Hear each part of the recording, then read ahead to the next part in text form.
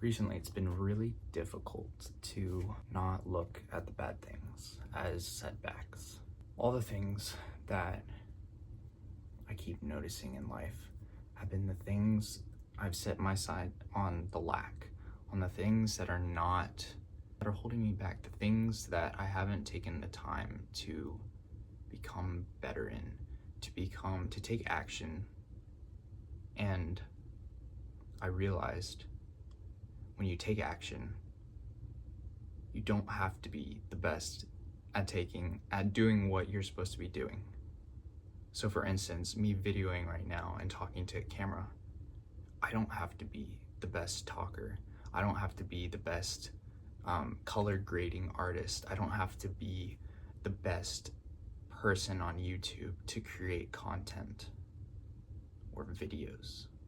I just have to put in the time and the work right now so I can keep compounding what I like and what I don't like until one day I actually create the things I want to create the videos I want to create, to become better, to become interested, become invested, become the best I can be. But it takes this conversation. It takes however many videos I have to make, looking at the camera right now, talking to you. It takes a lot. It takes the action. And that's something that I think has scared me a lot, because I've always felt like I can be good at whatever I put my mind to, but I haven't in a while had to put in the effort to do something for a long time, keep executing, to actually become better at something. Because all my things are just mediocrely good, but they aren't excellent. And I think I really need to humble myself. And that might sound really prideful. That might sound really arrogant to say. And I think it is. It truly is. But I lost the plot. I think what I forgot is that the joy is in creating things you don't think are good. You might look back and think they're okay. You might look back and say, oh, that's not bad, but you have to create something in your mind you think isn't good before you create the best that you can. And part of my whole situation is in my brain.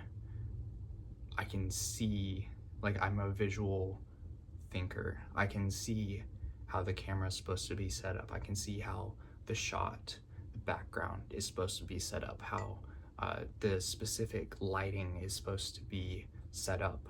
But and that's kind of what holds me back, is I see these perfect things, but it's like, how do I get them? How do I get the right shot?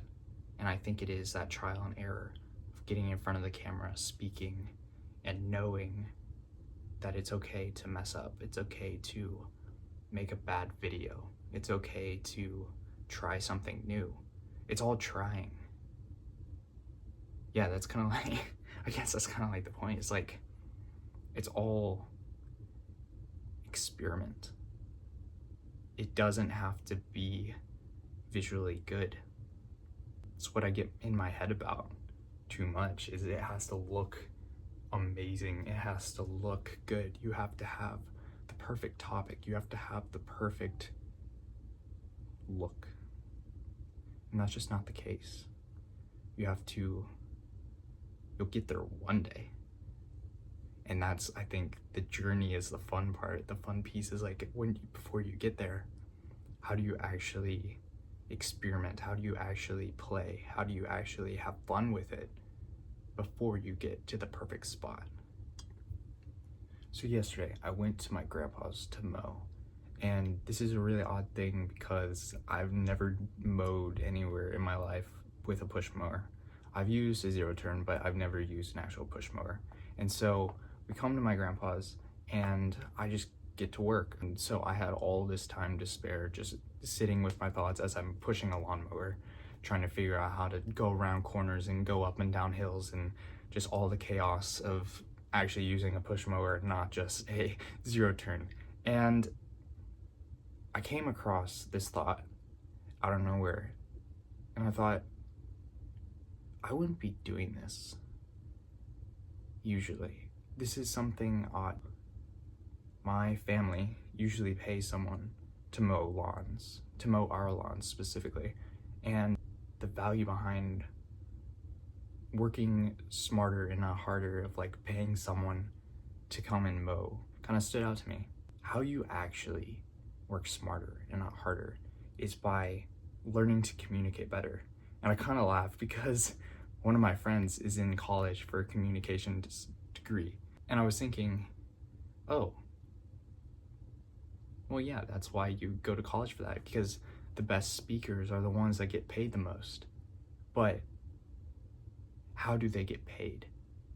You could go to college and you think you'd go to college to get a degree about communication, and then you would get a job in communication. But truly the best speakers, if you're really good at speaking, why would you not teach people how to speak better?